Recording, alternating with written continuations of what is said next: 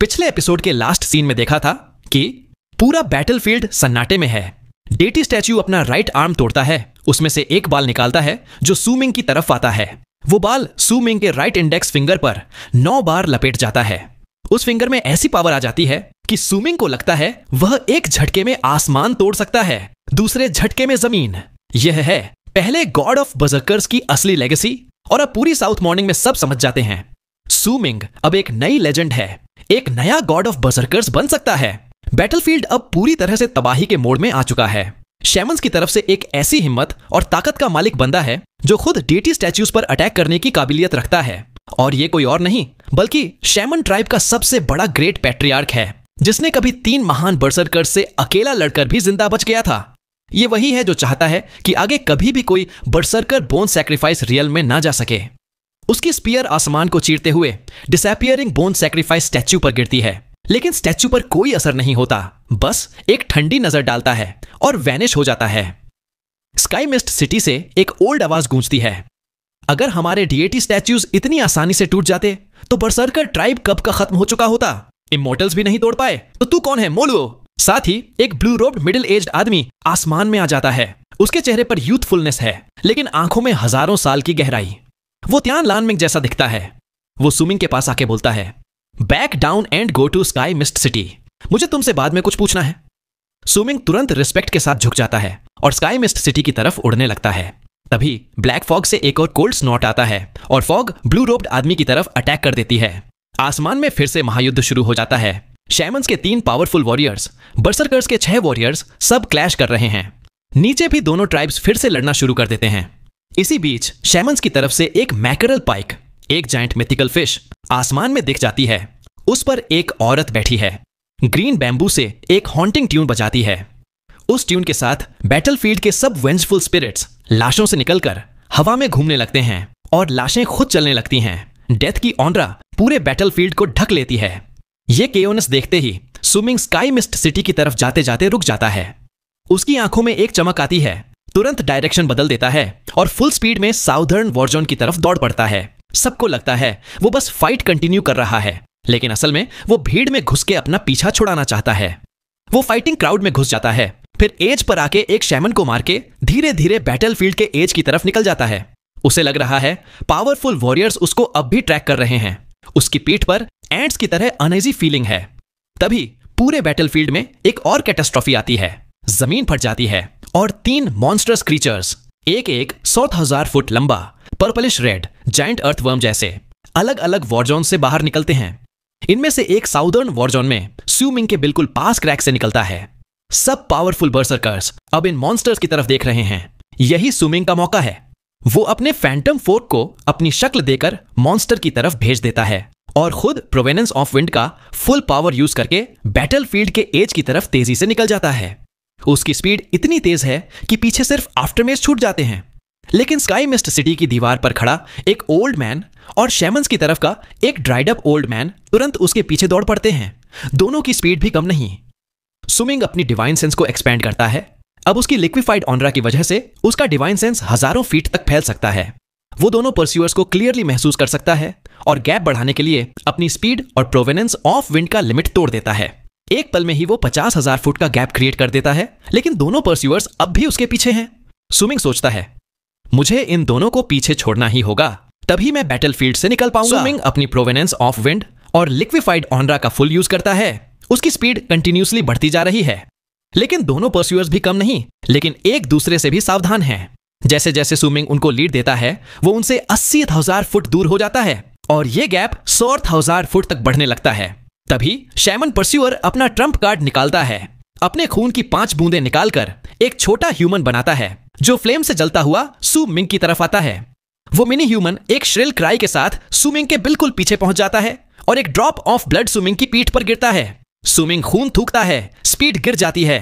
बर्सर्कर परस्यूअर भी अपना मूव करता है, एक रनिक सिंबल बनाता है जो स्पेस में 10,000 फुट पीछे अपीयर होता है और एक एयर वुल्फ बन के सू मिंग पर अटैक करता है। सू मिंग फिर से खून थूकता है। अब वो और ज्यादा कमजोर हो जाता है और जमीन पर गिरता है। दोनों परस्यूअर सोच रहे हैं अब सू मिंग सच में फिनिश हो गया है, लेकिन तभी शैमन बर्सर्कर पर अटैक कर देता है और दोनों आपस में लड़ने लगते हैं। शैमन एक स्पीयर स्विमिंग की तरफ भेजता है, लेकिन बर्सर्कर उसको रोकने की सोचता है, पर अपनी सेफ्टी को प्रायोरिटी देता है और शैमन को चेस करता है। स्विमिंग अभी भी ग्राउंड पर आंखें बंद किए एक्टिंग करता है कि वो बेहोश है, लेकिन जैसे ही स्पीयर आती है वो तुरंत उठता है, एक सी मारो की ड्रॉप खा लेता है। उसकी पावर, ब्लड, लाइफ फोर्स एक पल में रिस्टोर हो जाती है। वो फुल स्पीड से भाग जाता है, 10,000 फुट दूर हो जाता है। दोनों परस्यूअर्स शॉक में। उन्होंने सोचा था स्विमिंग फिनिश हो गया, लेकिन उसके पास ऐसी रेयर मेडिसिन थी। अब शैमन तुरंत भाग जाता है, बर्सर्कर उसको चेज करता है, क्योंकि अब उसके लिए सबसे बड़ा थ्रेट शैमन है, स्विमिंग नहीं। स्विमिंग सोचता है ये ट्रिक सिर्फ एक ही बार चल सकती थी, क्योंकि ये दोनों एक दूसरे से भी दुश्मनी रखते हैं। अगली बार कोई भी परस्यूअर होगा तो वो इतना आसानी से नहीं फंसेगा।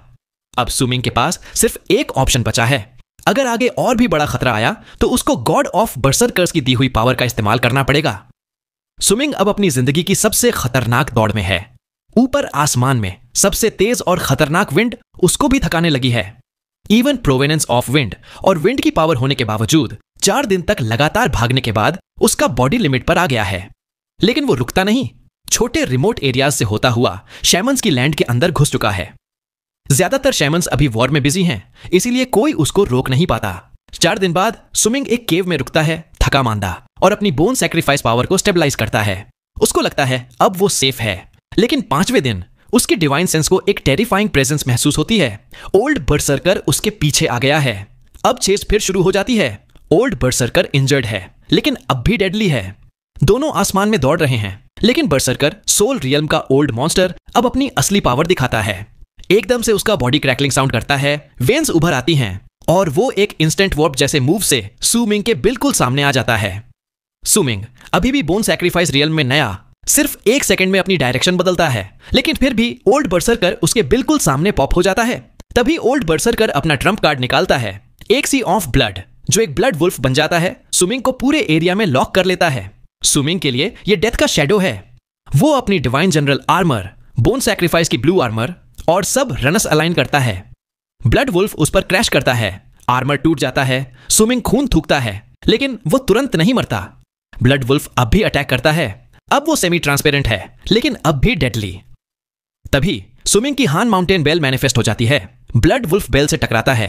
बेल की गूंज पूरे एरिया को हिला देती है। इसी टकरार में एक ब्लैक लाइन, स्विमिंग का हिडन अटैक, ओल्ड बर्सर्कर के ब्राउ की तरफ शूट होती है। ओल्ड बर्सर्कर उसको पकड़ लेता है, लेकिन ब्लैक लाइन उसकी पाम को छेद के खून निकाल देती है और खुद भी एक्सप्लोड हो जाती है। ओल्ड बर्सर्कर शॉक में है, ये क्या था? अब ब्लड वुल्फ डिसॉल्व हो जाता है। हान माउंटेन बेल भी स्विमिंग के बॉडी में वापस चली जाती है। अब भी हेवीली इंजर्ड है, लेकिन वो भागता नहीं, बल्कि ब्लड शॉट आइज के साथ पूरा पागलपन दिखाते हुए सीधा ओल्ड बर्सर्कर पर चार्ज करता है, जैसे मौत फ्लेम में घुस रहा हो। उसके पास कोई और ऑप्शन नहीं, या तो यहां से निकले या यहीं खत्म हो जाए। ओल्ड बर्सर्कर अपनी फुल पावर से सी ऑफ ब्लड को आसमान तक उछाल देता है, लेकिन तभी स्विमिंग अपना राइट इंडेक्स फिंगर उठाता है।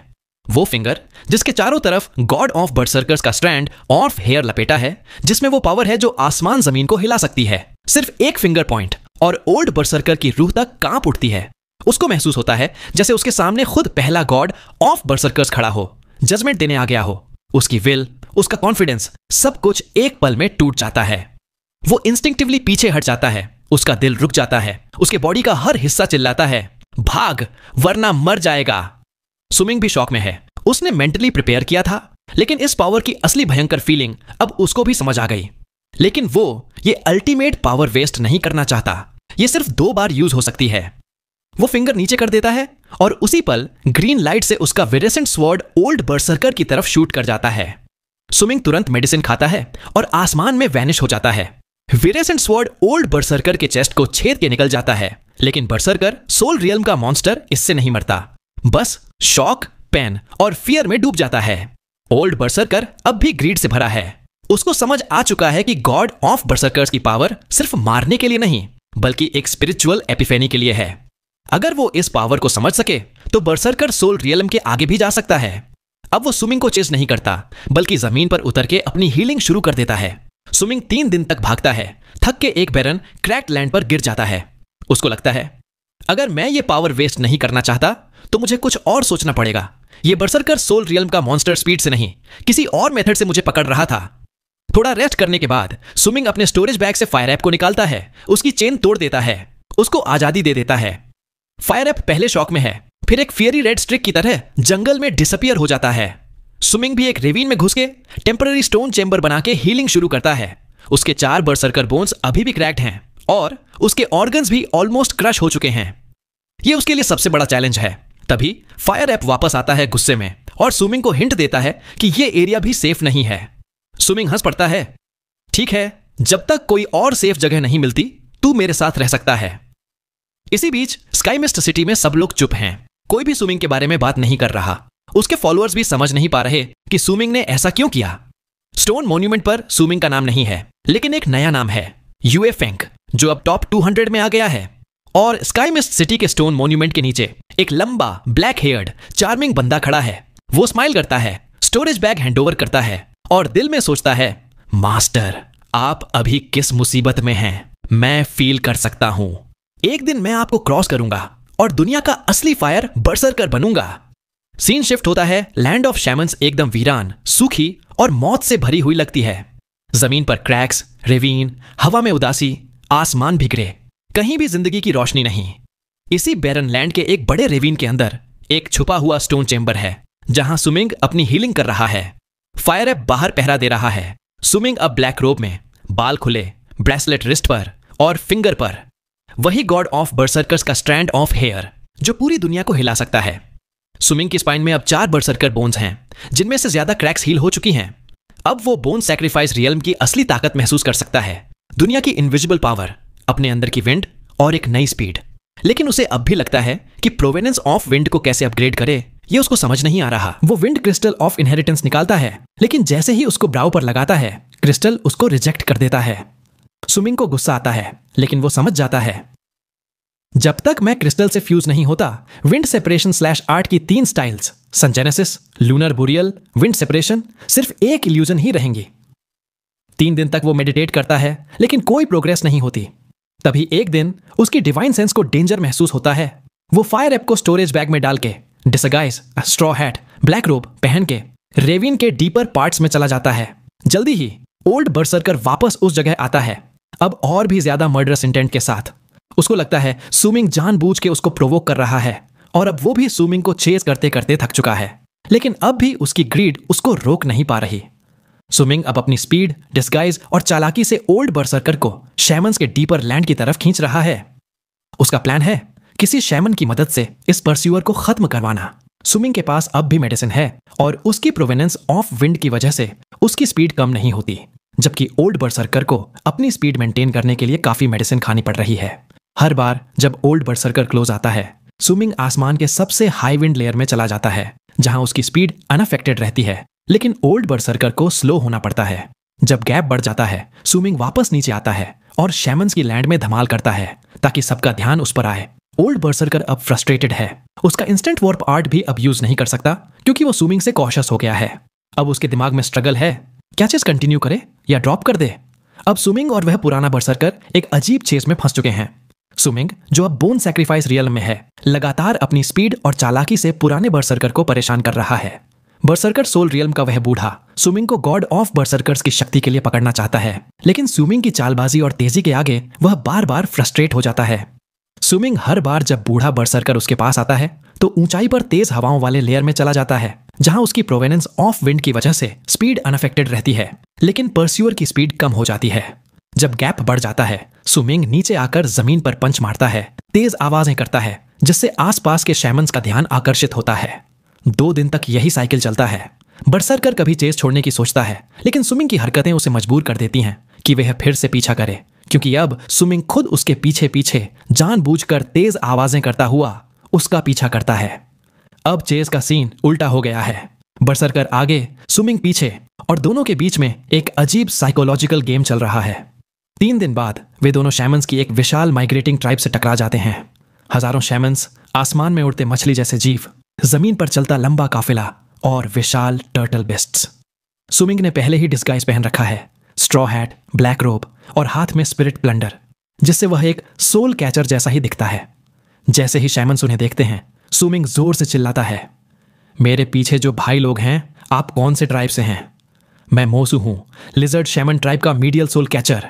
इस बर्सर्कर को मिलकर मारो, ये बर्सर्कर सोल रियल्म का दुश्मन है। अब शैमन्स की पूरी नजर उस भागते बर्सर्कर पर है और सू मिंग की चालाकी काम कर जाती है। बर्सर्कर बुरी तरह फंस गया है।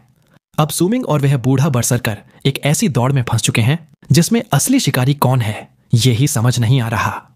सू मिंग अपनी तेजी और चालाकी से बूढ़े बर्सर्कर को बार बार छका रहा है। कभी ऊंचाई पर तेज हवाओं में भाग जाता है, कभी जमीन पर जोरदार धमाके करता है जिससे आसपास के शैमन्स का ध्यान उस पर जाए। बूढ़ा बर्सर्कर कभी उसे पकड़ने की सोचता है, कभी हार मानने की, लेकिन सू मिंग बार बार उसे उलझा देता है। अब सीन ऐसा हो गया है कि बर्सर्कर आगे आगे भाग रहा है, सू मिंग पीछे पीछे, और दोनों के बीच में अजीब सी जंग चल रही है। कभी कोई आगे, कभी आखिरकार 3 दिन बाद वे एक विशाल शैमन ट्राइब के सामने पहुंच जाते हैं। सू मिंग ने खुद को एक सोल कैचर की तरह डिस्गाइज कर रखा है, सर पर टोपी, काले कपड़े और हाथ में स्पिरिट प्लंडर। जैसे ही शैमन्स उन्हें देखते हैं, सू मिंग जोर से घबराई हुई आवाज में बोलता है, भाइयों, मैं मोसू हूं, लिजर्ड शैमन ट्राइब का सोल कैचर। इस बर्सर्कर को पकड़ो, यह बहुत खतरनाक है। अब शैमन्स की पूरी नजर उस भागते बर्सर्कर पर है और सू मिंग की चालाकी काम कर जाती है। बूढ़ा बर्सर्कर बुरी तरह फंस चुका है। जैसे ही सू मिंग ने बात की, उसके लेफ्ट हैंड में एक शैमन क्रिस्टल आ जाता है। वो क्रिस्टल को जोर से दबाता है और एकदम ब्राइट लाइट के साथ आसमान में एक जाइंट लिजर्ड का इल्यूजन बन जाता है। भाई, ये वही लिजर्ड है, लिजर्ड शैमन ट्राइब का सेक्रेट बीस्ट। अब ये शैमन क्रिस्टल का यूज क्या है? सू मिंग ने अपने दोस्त वुडो से सीखा था कि ये क्रिस्टल यूज होता है अपनी ट्राइब का सेक्रेट बीस्ट दिखाने के लिए। जब किसी अनजान शैमन से मिलते हो, ये एक तरह का रिस्पेक्ट और आइडेंटिटी का साइन है। सू मिंग ने वुडो से शैमन्स के कस्टम्स और रिचुअल्स के बारे में सब कुछ जान लिया था और आज वही काम आ रहा है। भले ही उनकी दोस्ती डीप नहीं थी, लेकिन बैटलफील्ड पे साथ लड़ते लड़ते एक अलग ही कनेक्शन बन गया था। जैसे ही सू मिंग ने अपना सेक्रेट बीस्ट दिखाया, सामने वाले शैमन ट्राइब ने भी अपना बीस्ट दिखाया, एक जाइंट मैकरल पाइक। भाई, ये तो पूरा आसमान ढक दिया। लिजर्ड के कंपैरिजन में ये मैकरल पाइक तो एकदम बड़ा लग रहा था, लेकिन ये जेस्चर का मतलब है कि उन्होंने सू मिंग को एक्नॉलेज कर लिया है। अब ओल्ड बर्सर्कर की तो आंखें फट गईं। उसको तो ये शैमन एटिकेट का कुछ आइडिया ही नहीं था और वो सोचता रह गया कि ये हो क्या रहा है। तभी सू मिंग ने अपनी डिवाइन सेंस पूरे बॉडी में स्प्रेड कर दी और स्पिरिट ब्लेंडर की मिस्टेरियस एनर्जी भी हवा में फैल गई। अब उसका पूरा वाइब एक सोल कैचर जैसा हो गया है, चाहे उसने बैम्बू हैट पहना हो। ओल्ड बर्सर्कर को तो पता ही है कि सू मिंग असली शैमन नहीं है, पर जब शैमन्स के बीच वो फंस गया, उसकी हालत खराब हो गई। ओल्ड मैन ने सरकाज़्म में बोला, वाह, कब से ट्रू डिविनिटी वेंट बर्सर्कर, जो बर्सर्कर ट्राइब का है, शैमन बन गया? मुझे तो पता ही नहीं चला। सू मिंग ने कुछ जवाब नहीं दिया, बस एक ठंडी सी आवाज निकाली और स्पिरिट प्लंडर को अपने सिर के ऊपर फ्लोट कर दिया। एकदम डार्क लाइट से चमक रहा था। भाई, ये वही पर्ल है जो सिर्फ एंड शैमन्स बना सकते हैं। जैसे ही ये पर्ल निकला, एक शैमन ने पीछे से चिल्लाया, सोल कैचर पर्ल। अब तो ओल्ड बर्सर्कर भी शॉक हो गया। तभी आसमान में हजारों मैकरल पाइक्स के बीच से एक ओल्ड वुमन निकल के आती है। सफेद बाल, रिंकल्ड स्किन, फेस पे मैकरल पाइक का टैटू और हाथ में फिश बोन का केन। एक ही कदम में वो सू मिंग के सामने आ जाती है। ये है लेटर शैमन। सू मिंग की आंखें स्ट्रॉ हैट के नीचे से छोटी हो जाती हैं, क्योंकि जैसे ही ओल्ड वुमन उसके पास से गुजरी, उसने एक डिवाइन सेंस जैसी पावर फील की। नीचे 9 जाइंट टर्टल मॉन्स्टर्स पे एक आदमी बैठा है, बाल इतने लंबे कि 10 फीट के, फेस पे एज स्पॉट्स, पर फिर भी एकदम हैंडसम। जैसे ही ओल्ड वुमन आई, उसने भी आंखें खोल ली और उसकी नजर से सू मिंग का पूरा बॉडी हिल गया। ओल्ड बर्सर्कर तो आगे भाग रहा था, पर उसकी सोल जैसे फ्रीज हो गई। वो कंट्रोल खो देता है और एक पपेट की तरह ओल्ड वुमन की तरफ चलने लगता है। तभी टर्टल वाले आदमी की आंखें सू मिंग पे टिक जाती हैं और वो कमांड देता है, अपना स्ट्रॉ हैट उतार दो। सू मिंग को एक जबरदस्त विल पावर फील होती है, लेकिन वो बंदा अपनी डिवाइन सेंस वापस खींच लेता है तो सू मिंग को कोई नुकसान नहीं होता। सू मिंग सोचता है और धीरे से अपना स्ट्रॉ हैट उतार देता है, लेकिन उसके नीचे है एक ब्लैक मास्क। भाई, ये मास्क हान माउंटेन के एंसेस्टर का है। सू मिंग की आंखों में भी एक अलग ही शाइन है और उसकी बोन सैक्रिफाइस रियल्म वाली प्रेजेंस भी दिख रही है।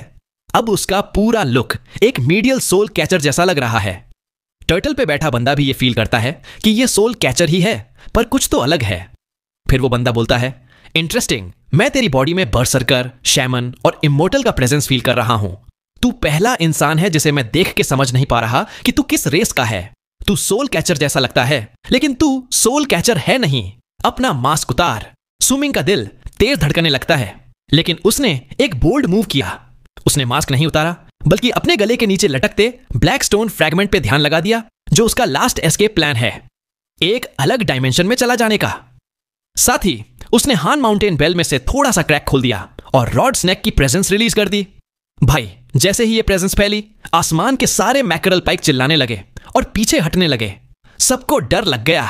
जमीन के सारे मॉन्स्टर्स भी हिल गए और 9 टर्टल्स में से 8 तो जोर जोर से रोर करने लगे डर के मारे। टर्टल पे बैठा बंदा भी शॉक हो गया। उसकी आंखें फट गईं और वो बोलता है, कैंडल ड्रैगन। स्विमिंग ने केनाल वॉइस में बोला, मैं हूं medial soul catcher, lizard shaman tribe से। जब से पैदा हुआ हूं मेरे अंदर कैंडल ड्रैगन की प्रेजेंस है। सीनियर, आप सोल कैचर हो, आप बता सकते हो ये असली है या नकली। मैं अपना मास्क पर्सनल रीजन की वजह से नहीं उतार सकता, प्लीज मुझे मजबूर मत करो। पूरे ट्राइब में अप्रोर हो गया। सब शैमन्स अब स्विमिंग को एक अलग नजर से देख रहे हैं। उनके लिए मास्क को छोड़ के स्विमिंग एकदम असली सोल कैचर लग रहा है। लॉन्ग हेयर्ड बंदा थोड़ी देर स्विमिंग को देखता है, फिर बोलता है, हमारे लिजर्ड शैमन ट्राइब के भाई, अभी वॉर का टाइम है, अभी मत जाओ, क्वांटम सी ट्राइब ज्वाइन करो और हमारे सोल कैचर बन जाओ। स्विमिंग थोड़ा सोचता है, फिर कहता है, मैं ज्वाइन कर सकता हूं, पर मुझे उस आदमी को दे दो, मैं उसे पपेट बनाऊंगा, उसे अनडाइंग का स्टेटस दूंगा। ऑटम सी ट्राइब का माइग्रेशन, यह कोई छोटा मोटा ट्राइब नहीं, पूरा का पूरा कारवां है। इतना बड़ा कि दूर से देखो तो लगता है जैसे एक लंबी चेन चल रही हो। जाइंट मॉन्स्टर्स बिल्डिंग्स को खींच रहे हैं, ट्राइब के लोग उन पर बैठे हैं और आसमान में हजारों मैकरल पाइक घूम रहे हैं, जैसे पूरा स्काई कवर कर लिया हो। स्विमिंग इस टाइम बैठा है 1-1 लाख फीट बड़े टर्टल पर। उसके आसपास नॉन मीडियल शैमन बैठे हैं, सब के सब डेंजरस लेवल के कल्टीवेटर्स। स्विमिंग को इन्होंने बीच में घेर के रखा है एंड शैमन के ऑर्डर पर। उसके पास पड़ा है ओल्ड बर्सर्कर, अभी भी बॉडी पर कंट्रोल नहीं, पर दिमाग पूरी तरह कॉन्शियस, शॉक में पड़ा हुआ कि ये क्या हो रहा है। पहले तो उसे लगा था स्विमिंग सोल कैचर नहीं हो सकता, पर अब उसकी सोच ही हिल गई है। स्विमिंग एकदम शांत बैठा है, कोई इमोशन दिख नहीं रहा, पर अंदर से अलर्ट है। उसके सामने पहले टर्टल पर बैठा है वो लॉन्ग हेयर्ड एंड शैमन। भाई इतने लंबे बाल, उसकी बैक देखकर ही स्विमिंग को फील आ रहा है कि ये बंदा कितना डेंजरस है। एंड शैमन की पावर बरसरकर सोल रियल्म के ग्रेट कंप्लीशन के बराबर होती है, मतलब ये लोग साउथ मॉर्निंग की पीक पावर हैं। स्विमिंग सोचता है, कितने एंड शैमन होंगे शैमन्स में? बहुत कम ही होंगे, जैसे बरसरकर्स में भी ग्रेट कंप्लीशन वाले बहुत रेयर होते हैं। उसका नॉलेज अभी लिमिटेड है, पर उसे यह रियलाइजेशन हो रहा है कि ये लोग कितने पावरफुल हैं। ट्राइब धीरे धीरे मूव कर रहा है। शाम होते ही माइग्रेशन स्लो हो जाता है। लोग बीस्ट स्किन टेंट्स लगा के, बोनफायर जला के कैंप सेट कर लेते हैं। सब कुछ एकदम डिसिप्लिन में, कोई पैनिक नहीं, सबको पता है क्या करना है। रात होती है, मून निकलता है। बोनफायर की रोशनी में ट्राइब का कैंप एकदम अलाइव लगता है। बच्चे खेल रहे हैं, लोग खाना बना रहे हैं, मीट रोस्ट हो रहा है और एक मस्त सी अरोमा हवा में फैल जाती है। स्विमिंग बोनफायर के पास बैठा सब ऑब्जर्व कर रहा है। अगर टैटूज न देखे जाए तो लगता ही नहीं कि ये शैमन्स हैं। बर्सरकर्स और शैमन्स की लाइफस्टाइल में इतना ज्यादा फर्क भी नहीं है, बस उनकी डिवाइन एबिलिटीज और आर्ट्स अलग हैं। तभी स्विमिंग की नजर पड़ती है 3 छोटे बच्चों पर जो बोनफायर के उस पार टैग खेल रहे हैं। एक छोटा सा लड़का, बड़ी आंखें, गुलाबी गाल, एकदम क्यूट, राइटल ड्रम लेकर भाग रहा है और उसके 2 दोस्त उसके पीछे। वो चिल्ला के बोलता है, तुम दोनों स्लो हो, मैं 1 से 3 गिनूंगा, अगर नहीं पकड़ा तो तुम दोनों को राइटल ड्रम नहीं दूंगा। पर भाई जमीन थोड़ी अनइवन थी, लड़का मुड़ के बोलता है और गिर जाता है। उसके दोस्त उसको पकड़ लेते हैं और तीनों मिलकर खेलने लगते हैं। फिर झगड़ा शुरू हो जाता है, तेरी वजह से ड्रम टूट गया, मेरा पापा ने बनाया था, अब तू वापस दे। लड़का ऑलमोस्ट रो पड़ता है, ड्रम पे टीयर आ गया है। ऐसे सीन तो हर जगह बच्चों में होते हैं, पर एडल्ट शैमन्स इग्नोर कर देते हैं क्योंकि उनके दिमाग पर वॉर का टेंशन है। पता नहीं कौन जिंदा बचेगा, कौन नहीं। स्विमिंग को अपना बचपन याद आ जाता है। उसके एल्डर ने भी उसके लिए ऐसा ही राइटल ड्रम बनाया था, बीस्ट स्किन से, दोनों साइड स्टोन बंधे होते थे, रिस्ट घुमाओ तो ड्रम बजता था, उसका फेवरेट टॉय था। स्विमिंग धीरे से उठता है और जैसे ही खड़ा होता है नॉन मीडियल शैमन उसको आंखों से घूर लेते हैं, अलर्ट हो जाते हैं। पर स्विमिंग उनको इग्नोर करके बच्चों के पास चला जाता है। एक मीडियल शैमन उसके और बच्चों के बीच आ जाता है, पर स्विमिंग 1 सेकंड में उसके आगे से निकल जाता है। बंदा हिल भी नहीं पाता। बाकी 8 भी रिएक्ट करते हैं, पर स्विमिंग तब तक बच्चों के पास पहुंच जाता है। वो मास्क पहने हुए जेंटल टोन में बोलता है, मुझे दो, शायद मैं रिपेयर कर सकता हूं। बच्चे पहले शॉक में, फिर आंखें बड़ी करके बोलते हैं, अंकल क्या आप सच में रिपेयर कर सकते हो? मेरा पापा ने बनाया था। स्विमिंग ड्रम लेता है, नॉस्टैल्जिया फील करता है, फिर बीस्ट स्किन का टॉर्न पार्ट निकालता है, थोड़ा सा शर्ट का टुकड़ा तोड़ के ड्रम पे चिपका देता है। ड्रम घुमाता है और आवाज आ जाती है। बच्चे खुश हो जाते हैं, चीयर करते हैं और ड्रम लेकर भाग जाते हैं। एक छोटा सा अब्बू बोलता है, अंकल थैंक यू, मैं अब्बू हूं, और वो भी दोस्तों के साथ भाग जाता है। इस मोमेंट पे सुमिंग न तो शैमन्स और बर्सर्कर्स की दुश्मनी सोच रहा है, न वॉर की टेंशन, बस बच्चों की इनोसेंस देख रहा है। वो अंदर ही अंदर एक लंबी सांस लेता है। तभी पीछे से एक चीयरफुल आवाज आती है, ब्रदर मो, मुझे लगा नहीं था कि तुम बच्चों का ड्रम रिपेयर कर दोगे, शायद तुमने उनमें अपने आप को देख लिया होगा। ये बोलते हुए आता है एक यंग बंदा, ब्लैक रोब, लॉन्ग हेयर, ब्राउ पे मैकरल पाइक का टैटू। बाकी शैमन्स से थोड़ा अलग क्योंकि उसका टैटू सिर्फ ब्राउ पे है, फेस पे नहीं। वो बंदा आते ही नॉन मीडियल शैमन्स को एक सिग्नल देता है और सब तुरंत पीछे हट जाते हैं। Respect level max. बंदा बोलता है, मैं हूं या मू, ऑटम सी ट्राइब का मीडियल सोल कैचर। फिर वो बोनफायर के पास बैठ जाता है। सुमिंग को इनवाइट करता है, ब्रदर मो ड्रिंक करोगे? सुमिंग मना कर देता है, लेकिन यामू खुद वाइन पॉट खोल के एक बड़ा घूंट लेता है। फिर कैजुअली बोलता है, ब्रदर मो तुम बैटलफील्ड से आए हो, राइट? सुमिंग शांत होकर बोलता है, ऐसा क्यों लगता है? या मुंह स्माइल के साथ बोलता है, मुझे तुम पर शैमन्स का खून महसूस हो रहा है। काफी शैमन्स तुम्हारे हाथ से मरे हैं। तुम ट्रू डिविनिटी विंड बर्सर्कर हो। अब यामू सुमिंग को सीधा चैलेंज करता है, शायद मुझे तुम्हें ब्रदर मो नहीं ब्रदर सू कहना चाहिए। सुमिंग हल्का सा स्माइल देता है, मास्क उतार के साइड में रख देता है और वाइन पॉट से एक बड़ा घूंट लेता है। जैसे ही मास्क गिरता है, नॉन मीडियल शैमन तुरंत अलर्ट हो जाते हैं, आंखों में मर्डरस इंटेंट, लेकिन अटैक नहीं करते। या मुंह की नजर सुमिंग पर टिक जाती है। उसका पेल चेहरा और आंख के नीचे का स्कार देखकर वो ठंडी आवाज में कहता है, तूने मेरे ट्राइब के कई लोगों को मारा है और तू इतना कूल होकर हमारे बीच बैठा है? क्या तुझे लगता है मैं एक ऑर्डर में तेरा सिर नहीं काट सकता? सुमिंग एकदम शांत वाइन पॉट उठाता है और बोलता है, तू भी सोच, क्या मैं मरने से पहले तुझे भी अपने साथ ले जाऊंगा? या फिर क्या मेरा सिर कभी जमीन पर गिरेगा भी? या मुंह पहले गुस्से में, फिर अचानक हंस पड़ता है। सुमिंग, तुमने हर एंगल से मुझे सरप्राइज किया है। तुम बर्सर्कर हो, पर तुमने मेरे रेस के बच्चों का ड्रम रिपेयर किया। तुम्हारा नाम पहले ही बर्सर्कर और शैमन वर्ल्ड में मशहूर हो चुका है। तुमने गॉड ऑफ बर्सर्कर्स की पावर पाई है। तुम पर दोनों साइड्स की नजर है। सुमिंग बाहर से शांत, लेकिन अंदर उसका दिमाग तेज चल रहा है। अब उसे समझ आ रहा है कि जब वो स्काई मिस्ट सिटी से निकला तो सिर्फ एक शैमन और एक बर्सर्कर ही उसका पीछा क्यों कर रहे थे, और बाकी शैमन्स उसे रास्ते में क्यों नहीं मिले। अब लग रहा है ये सब प्लान था। यह मुंह बताता है, हमारी सेक्रेड लेडी बैटलफील्ड पर है, उसी ने तुम्हारे लिए सीक्रेट एस्केप का चांस बनाया। स्काई मिस्ट सिटी में भी कोई तुम्हारी मदद कर रहा था, इसलिए सिर्फ 2 लोग तुम्हारे पीछे आए, और हमारी ट्राइब के थॉट सूथसेयर्स ने तुम्हारा आना प्रिडिक्ट कर लिया था। तुमने हमें नहीं ढूंढा, हम तुम्हारा इंतजार कर रहे थे। सब समझ जाता है। तभी एक और ट्विस्ट, एक ओल्ड वुमन जो एंड शमन है आगे आती है और बोलती है, तुम हमारे शमन लॉर्ड के जूनियर ब्रदर हो। ओल्ड वुमन का राज खुलना शुरू होता है। बहुत पहले जब बर्सर्कर्स की लैंड 5 हिस्सों में नहीं बंटी थी, एक पावरफुल ट्राइब थी साउथ में, 9 लाई। उनके लीडर की ताकत सेकंड गॉड ऑफ बर्सर्कर्स के बराबर थी। कुछ हुआ जिसके बाद सेकंड गॉड ऑफ बर्सर्कर्स को इमॉर्टल्स ने मार दिया, लैंड डिवाइड हो गई और 9 ली भी बिखर गई। मरने से पहले लीडर ने कहा, अब से हमारे बर्सर्कर्स शैमन्स के नाम से जाने जाएंगे। हम शैमन्स 9 ली के डिसेंडेंट्स हैं। हम अपने खून को प्योर रखते हैं। एक दिन शैमन लॉर्ड के ब्लड डिसेंडेंट के जागने का इंतजार करते हैं, लेकिन समय के साथ कुछ शैमन्स बदल गए, इमॉर्टल्स से मिल गए। वो अब असली शैमन नहीं बल्कि इमॉर्टल्स के गुलाम हैं। हमने तुम्हें इसलिए बचाया क्योंकि तुम्हारे सबसे बड़े सीनियर ब्रदर इस जनरेशन के शैमन लॉर्ड हैं।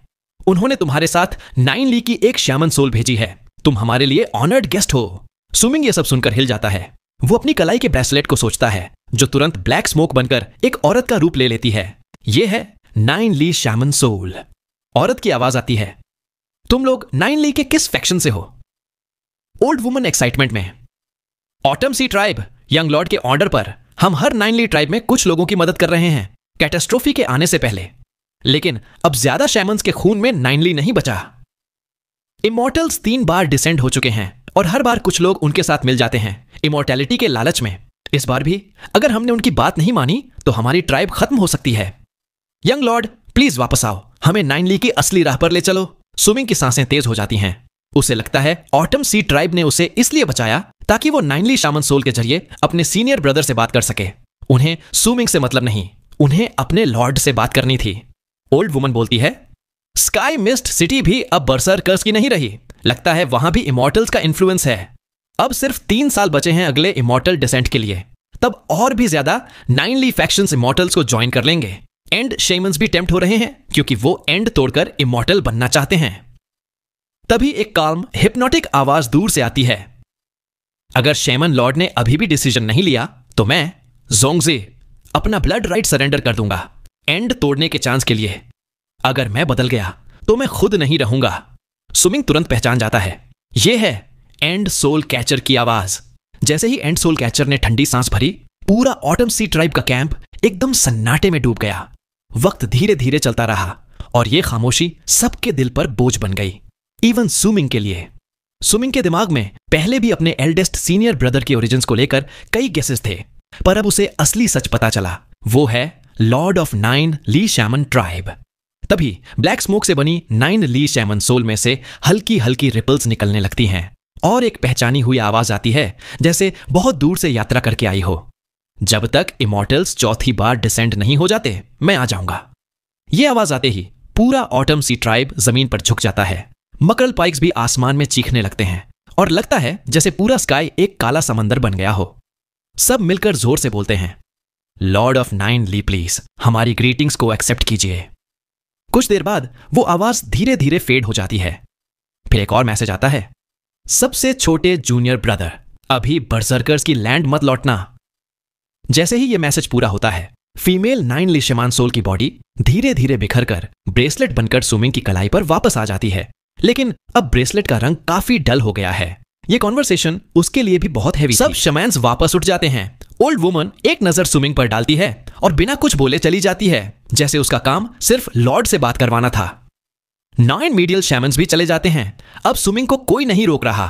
बस या मुंह वहीं रुकता है, स्माइल के साथ वाइन जार उठाता है। ग्रेट, अब सारे बुजुर्ग चले गए, अब तुम फ्री हो भाई। चाहो तो यहीं रहो, चाहो तो जाओ, तुम्हारी मर्जी। सुमिंग पूछता है, ये इमॉर्टल्स का डिसेंट होता क्या है? या मुंह बताता है, वो दूसरी दुनिया के इमॉर्टल्स हैं, अपने तरीके से यहां आते हैं। उनकी स्पेल्स अलग हैं और उनके पास ऐसी पावर है कि हमारे एंड शमन्स भी अपना लेवल तोड़ के हॉलो बन सकते हैं।